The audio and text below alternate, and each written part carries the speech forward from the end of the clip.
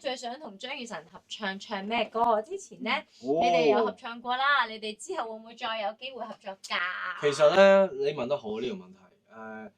張雨晨同我之前咧，其實係個 round 咧，我哋係有幾隻歌係想揀嘅，分別係乜嘢咧？有一隻係 R&B 嘅歌，係啦，因為咧我本身夾 approach 一開頭話諗住哇張雨晨我因為俾佢嘅 Superwoman 打動到佢當初，哇呢個人咁多技巧嘅 R&B， 我好想同佢合作。但係咧，我哋鑑於合唱嘅時候咧，發覺 R&B 咧就會打交嘅，因為你哋大家要夾得好精準嘅 runs 咧，其實係有啲難度。咁除非我哋真係好多時間啦。但係如果你問我咧，最想同佢合唱咩歌咧？我可以話俾你聽，我係想同佢合唱流沙嘅本身。係啦，因為我真係 first priority 諗住同佢合唱流沙。首歌係邊個揀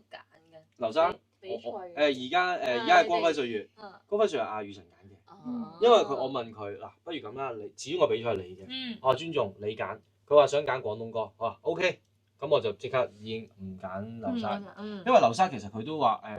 expect 到我同佢之間嗰種嘅火花嘅，係啦，咁佢就話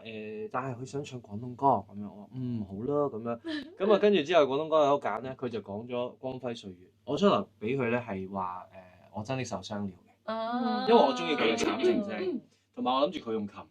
我用吉他，前面成半段咧都係我哋自己彈自己唱嘅，就最有嗰種真摯嘅感覺。咁去到最後我哋就冇揀咗流沙，因為